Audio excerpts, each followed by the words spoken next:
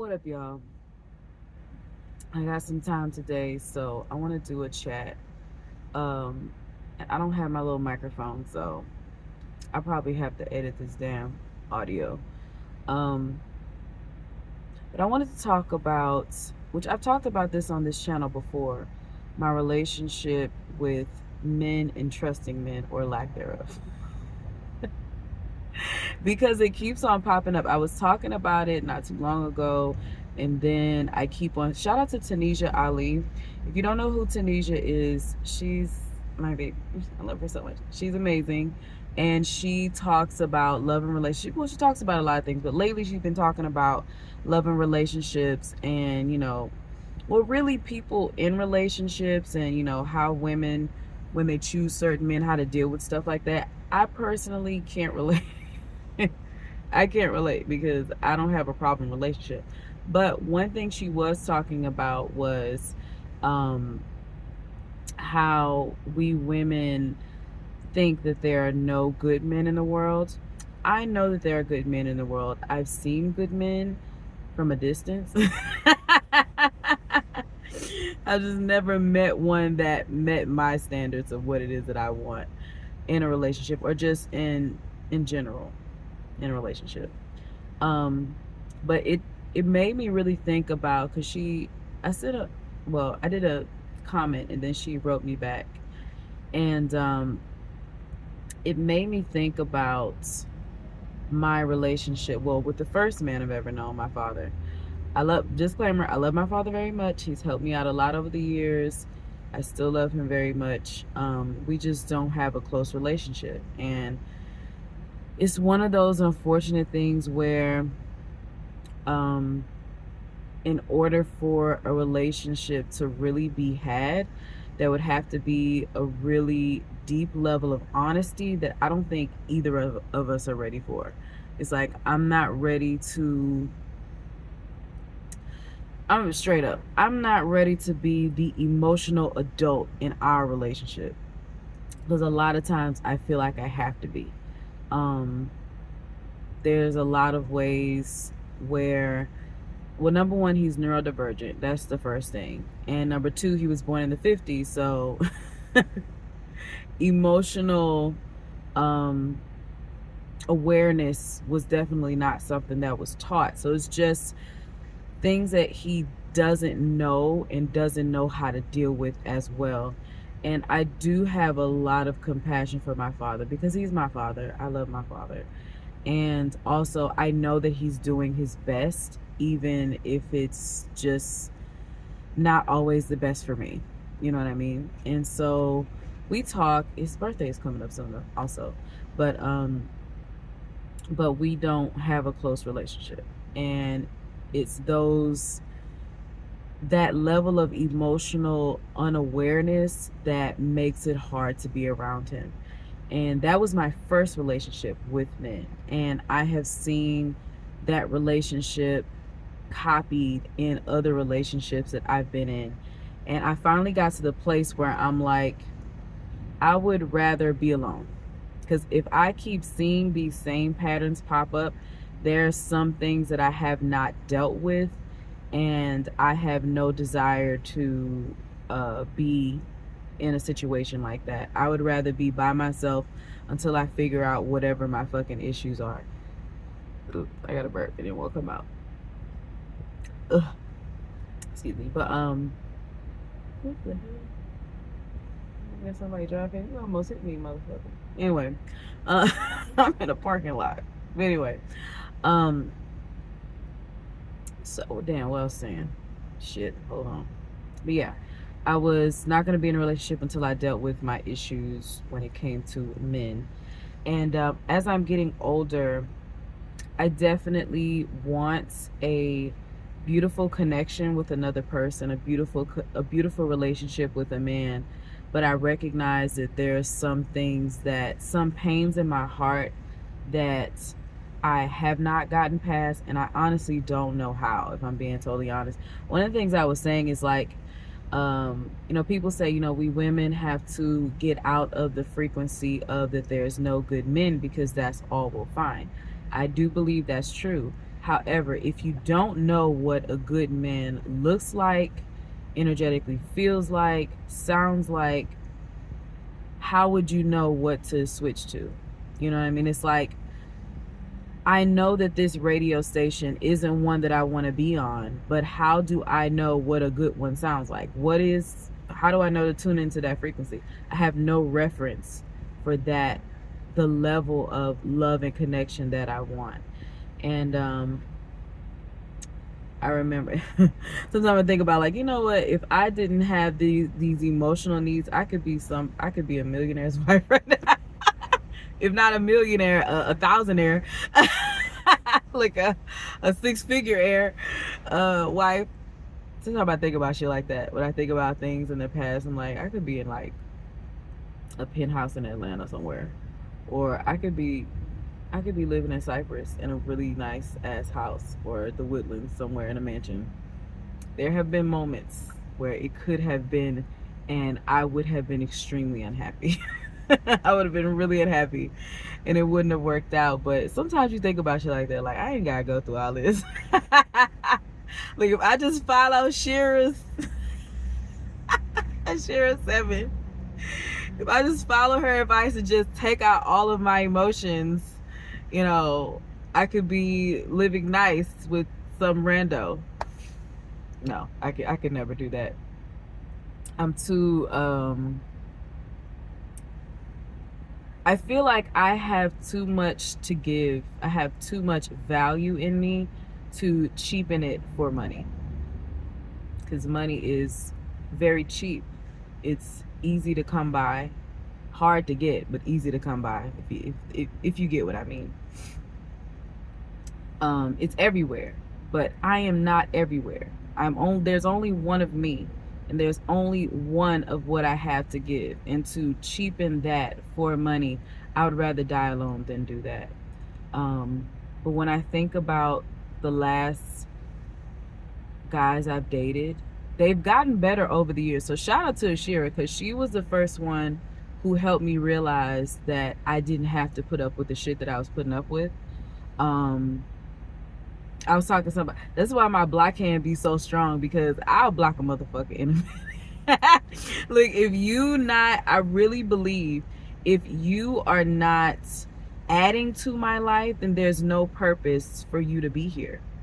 What's the purpose of you being here? You're not adding to anything in my life, and you're disrupting my peace. So you got to get the fuck. You got to get out. I don't give a fuck who you are. You gotta go. But I realized that some of my relationships started to get better once I realized what I could have, and I started to be treated nicer.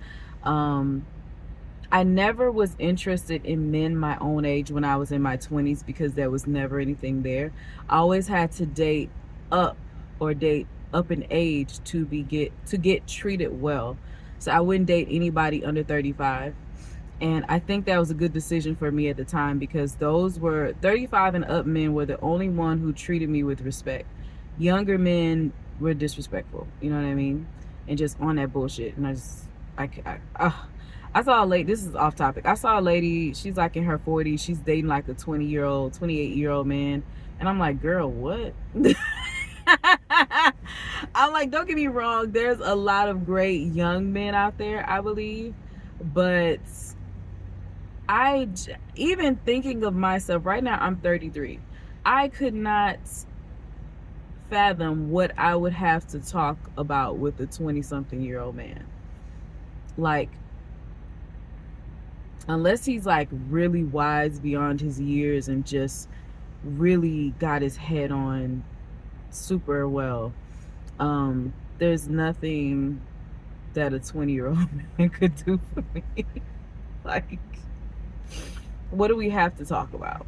Oh, we're Gen Z. That would be like Gen Z, right? Oh my god. Oh my god.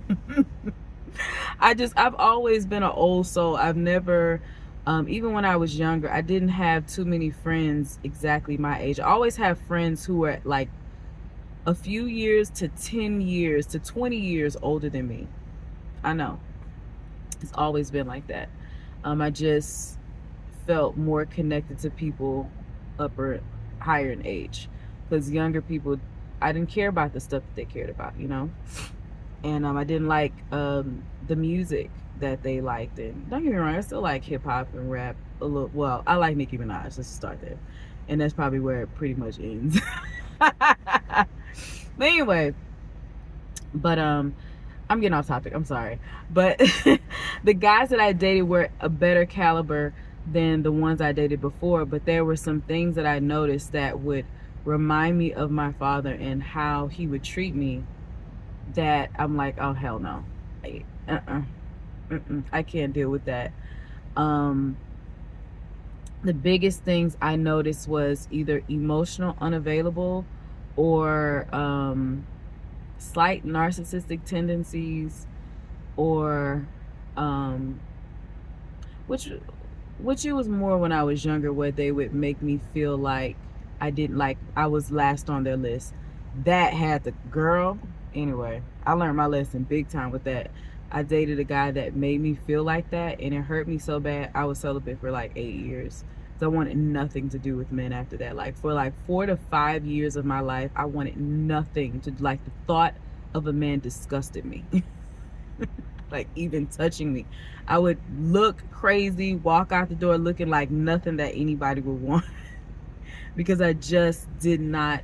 And I feel like even though I'm past that point, there's still a little bit of that, where, not where I'm just walking out the door looking crazy, but where I don't mind being observed, but I don't want to interact. Because from my perspective of what I've seen and felt, and no, men ultimately only want one thing. I don't give a fuck what they say. They could be like, oh, he's the best person on earth, the best whatever. Men want to fuck. I tell my niece that. Men want to fuck. They'll do all these nice, wonderful things and make you feel all kind of way. They want to fuck you. As women, we have a little bit more control overall than men do. Like, if I were to meet a guy who met my emotional needs, we would never have to have sex. If he couldn't have sex, we wouldn't have to. I need my emotional needs met more than sex. I can fuck myself. And can't nobody do it better than me. But I would, don't get me wrong, also, I love, I want a man, get fucked. Come on now. Let's just be honest. I would want a man who could have sex. But if it came down to choosing one who could and one who couldn't, but met my emotional needs, fuck sex. I don't have to have sex. I've gone extremely long stretches without sex, and that's not a big deal for me. But I need my emotional needs met before everything else. And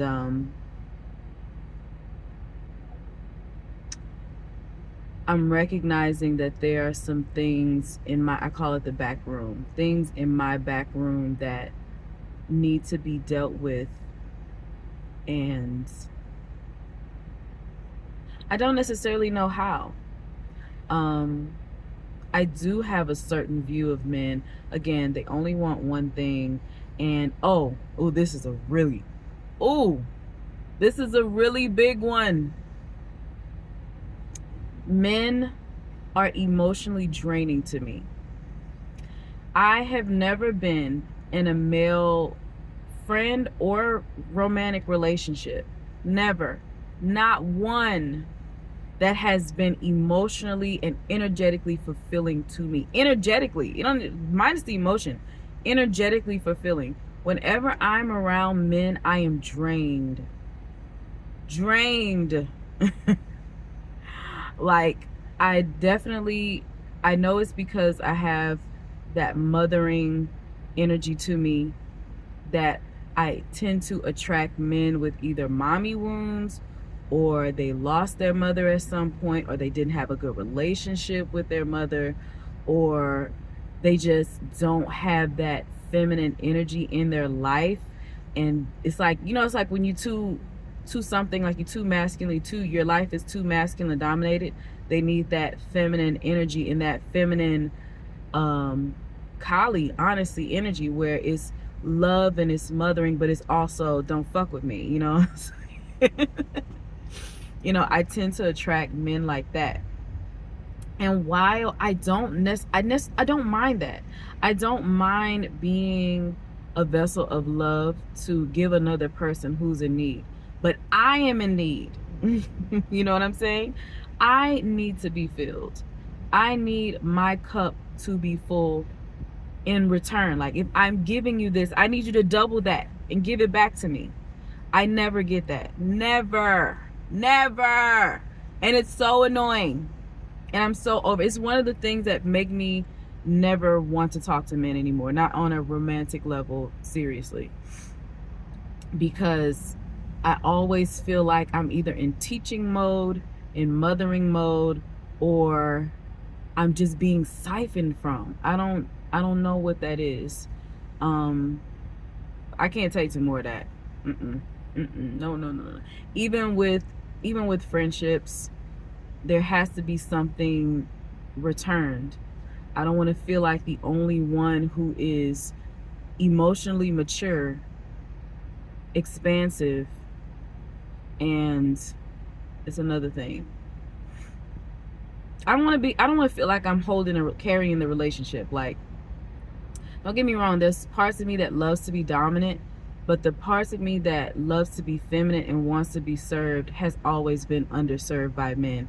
And if anything, has been used energetically by men, even if it wasn't malicious. And I find that a lot of times, or at least recently, it hasn't been malicious. It's just really inconvenient and annoying. I just, I cannot. I don't deserve that. I deserve to be filled and loved and intellectually stimulated. I'm what they call sapiosexual. Is that what it's called? Sapiosexual. I love mental stimulation. I love to be challenged mentally and just have someone who has a great opinion. Like, it's just hard to find that around me.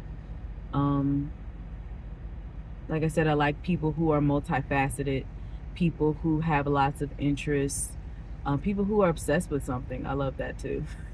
That's probably neurodivergent people. But I do have that feeling. And then there's that part of, like I said, I like being feminine. I love being sexual. It's a part of who I am as a woman. But I've also learned that that could be, that energy, that goddess Kali energy, can be a kink. And while I don't mind that on the surface, I don't want that in my life physically. I hope that makes sense. I noticed that physically with my body, I tend to attract, I have like three type of men that I attract: African men, Indian men, and old black men, and sometimes Mexican men. I never attract white men. I think I'm too similar. Like, when you see white men, you hardly ever see them with light-skinned black women. You always see them with brown or dark-skinned women, and I think it's because of the contrast. You know, they like the difference. You know what I mean? I think I don't think I've ever physically. I don't even know if I've seen it on the internet. I've never seen a white man with a light-skinned woman, unless she was like mixed or something. Like, unless she was like half white, half black. But I've never seen a white man with a light-skinned black woman. Just a regular black woman, not mixed with anything. Which I find that really interesting. But anyway, those are the three that I mainly attract. My look, my skin tone, especially when I was natural and I had the curly hair, my body type is their aesthetic. And I learned that really quickly. Like, I don't want to be a kink. I don't want to be an aesthetic, like I match your ideal woman. I don't want to be that. That's not healthy. And so I just realized it's just a lot of things that I have to work on, or, to be honest, I don't know how to see that differently from my experience. Even recently, this is just random. Even recently, I find that oftentimes I can be a shoulder for men to cry on. Again, I think that's that mothering thing. um it kind of makes me, it's like I'm happy to be a source of love in an ear, but at the same time, I don't want to fucking be a shoulder to cry on for motherfuckers. Like, who do I go to? You know, I have to go to myself. I can't trust men. I can't go to my father and be like, I'm emotional. No, no. Worst fucking idea. Those are the worst fucking ideas I've ever had. Anytime I was emotionally honest with my father, oh my God.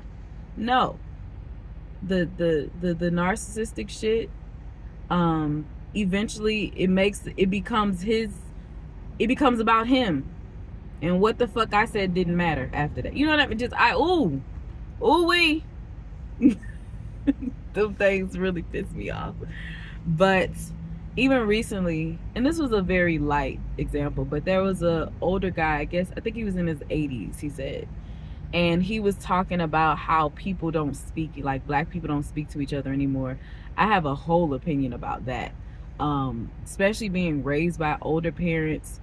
You know, you always taught to speak to black, speak. I understand, like, when you come in somebody's house, you speak. But just in general, I don't want to fucking talk to you. I don't always want to talk to people. That's a lot of reason why I just don't talk to people, or like my neighbors. I don't talk to my neighbors. Not because I don't like them. A lot of them they're all really nice. I don't want the expectation to have to talk to you. That part I don't like, because some days I don't want to talk to nobody. I want to walk out if I want to walk out from my door to my mailbox and get my fucking mail and not wave at no fucking body. I don't want to do that. I talked about that before, but I have a whole opinion. We're gonna go about that on a different day. But he was, really upset about, how times have changed, and black people don't talk to each other. Like, we're gonna need each other, and which I agree with. We as humans need each other for sure. And I was explaining to him, like, people are weird. Like, I know. And then I recognize the male perspective from a female perspective is totally different. Men can walk around and say hey to each other or whatever. As a woman, you have to be very cautious. When I was driving buses, I learned that fast. You can't be nice to people, especially weird motherfuckers. Like, you can't let them get too comfortable around you, because it'll either be a shoulder to cry on, or they become weird, fucking weird attached. Because a lot of these men, they don't have any sort of feminine attention. I learned that from then. And then when I was working on a dock with like 50, well, it's probably about 50 or 60 men I would see every day. These men have nobody. They don't have no one. They don't have no woman to care about them. They don't have love and feminine energy in their life. So they will do anything to get your attention, even if they don't necessarily want you. They just want your energy. And I don't fuck with that. You know what I'm saying? But anyway, he was complaining about that. And, he talked. Well, it was mostly him talking and me listening. And it's so ironic. That was one of the worst fucking days. I was having a horrible day. My sensitivities was off the charts. Sound, light, everything was crazy. My emotions were erratic, and just a lot of the things that I go through that I don't really talk about because it's so deeply personal. But there was nobody that I could go to and say I'm having a problem. Like, I could talk like to my mother or something, but nobody who would understand and really see that I'm struggling in that moment. Yet I have a man coming to me complaining about how nobody fucking talks to him all day. But not once did he really care. And I don't say this in a mean way, but it's just the truth. Not once did he take a minute to think, what could this person be going through that they don't want to talk to me right now? And that's kind of the problem that I had with the older generation. Like, it's expectation, but with no, I told my mother this, expectation with no actual care. Like, they say things have changed and people aren't as nice. I don't think people were really nice to begin with. Some of them were. Some of them were genuinely cared about each other. Some of them did. But I feel like it was more an obligation. And then, the spiritual aspect, God says help, all that kind of stuff, and not a genuine care. Because if it was, that love would have followed your children down to me and younger generations. But because that has fallen off, that tells you right there that was a fake connection that seemed, real. And I think that's what a lot of the older generation miss. They miss the formality of it more so than the truth, because not once did he actually ask me how was my day. Are you okay? That's one of the biggest things. Ooh, especially with old men. You should smile. Bitch, I'm not here to be your fucking be your sunshine today. I don't have to fucking smile for you. That shit really pisses me off. You should smile, be happy. Bitch, you don't know what the fuck I'm going through. Oh, it ain't that bad. It'll get better. You don't know what the fuck is happening right now. I could be on the verge of leaving this earth right now. And what you're telling me to make yourself feel better, because it's not about me, to make yourself feel better because you want somebody to smile at you and make you feel more than less than shit that you already feel like. You don't give a fuck about what I'm going through. A person who would actually care about what I'm going through, who would see that I'm walking around, or they assume, because most of the time I have a resting bitch face anyway, but who would assume that I'm sad, would say, you know what, I hope your day gets better. Or, here, some, if I'm checking out or something, I'll get that. Don't worry about that. I just want you to have a good day. That would make my day fucking amazing. Or even just a simple compliment. You have a nice smile. I hope your day gets better. Or I love your hair. Or, you know what I mean? Like something that adds to the fucking person and not takes from them. And that's the shit. See this shit that's the shit that I have an issue with men. They think it's about them. They've been conditioned to believe that a woman's presence is for them. My presence is not for you, it's for me. And if you want to add to my life, then you have to give something instead of always taking and taking. That's all that I've seen from men. Not all of them, but too fucking many of them. I will say on a lighter note that the men who have added to my life in some way, who have been a father figure to me, honestly, straight up, better than my own. I'll never forget, and I've talked about this before. I think I might have taken this down. I talked about this before. When I was getting my CDL, my dad helped me get a job with where he worked, where I get my CDL to drive buses, which I'm grateful for. But the people who was teaching me, they all knew him, right? They knew how he was. The men that were the instructors for helping me learn how to drive buses, they were the most kindest and fatherly figures I had ever experienced. Up until this is what makes me really sad. Up until that point, I had never experienced that type of masculine care and love from any man in my life, and not from my father. Straight up. They really looked out for me. They made sure I had not just all the information, they made sure that I was okay. There was one guy who, his last name is Gay. I can't remember what his first name was, but he was a manager that, help people. A lot of times the supervisors, they would be on site. They wouldn't just be at the barn. They'd be on site helping you out or whatever. And they were doing an evaluation, like 3-month evaluation or whatever. And while he was evaluating me, we were talking, and that makes me so sad. I had some of the best conversations with him, and he actually gave a fuck about how I was feeling. That was the first time I had ever experienced a man actually care about how I was feeling. And I wanted to, he had a daughter too, and I knew his daughter had to be so loved. I wanted to ask him like, hey, can I get your number sometime? Not romantically, but just in case I need to talk to someone who actually cared about me. Like me, not the idea of me, not the obligation of being my father, but me as Crystal. That was the first time I ever seen men like surround me in that way and care about me in a way that no one ever has. It makes me sad. It makes me emotional. And I've never experienced anything like that since. But I will say it did give me hope, and it gave me a view into, oh, so this is how a father could be.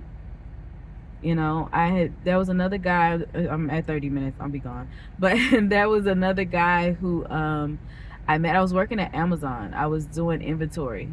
I was inventory tech. And he was one of the engineers who work with the robots. They have like robots, they bring the pods. It's a whole thing. Anyway, he was married and all that, so but he was fine. He was a little short thing, you know. He was cute. But he was the first man that I ever met that I didn't know that men could be kind. Is that crazy? I didn't know that men could be kind and caring and have a sense of kingness in their energy. I didn't know that men could be, I didn't know what a husband could be. And I'm like, your wife is so fucking lucky. I'm pretty sure she had to go through a lot of shit with his ass for him to get there. But I had never experienced a kind man, like really kind and caring man. Not on the sexual, don't get me wrong, there was some sexual tension there, but not in a weird way, not in a way that I would disrespect him or he would disrespect me. You know what I'm saying? But I just had no idea a man could be nice and inviting and mentally and emotionally stimulating in a platonic way. And that was the first time I ever seen what the best of a man could be.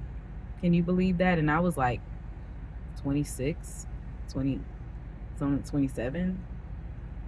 And when I got my license, I was like almost 30, I think, when I saw what a fatherly man could be. And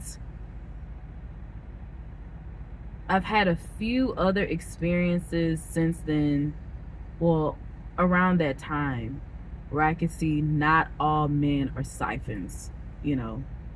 Not that I got to know them long enough to know who they really were, but they actually added something to my life that was valuable in the moment when I was at my most vulnerable. They didn't take from me. And so I know it's possible in those small instances, but honestly, that was like 5% of my experience of men in my entire life. So it's like one of those things where you know it's possible, but you have no idea what that shit looks like or could be in a man. Because every man that I've met thus far and thereafter have been siphons. And I don't have nothing else to give. I can be kind, I can be loving, I am that, but I deserve more. And I would rather be alone and even lonely for the rest of my fucking life before I allow any man to siphon my energy or use me the way that one motherfucker was really planning on using me. And I caught that shit early. And you know, I loved him. I'm not gonna lie. I loved him. I did. Because I loved who he was beyond the shit that he did. But I was smart enough to not allow the shit he did to fuck with me.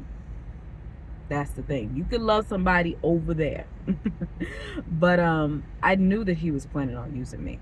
Because he energetically knew what I possessed. And I could feel it happening, the siphoning off of my own energy. I could feel that shit happening.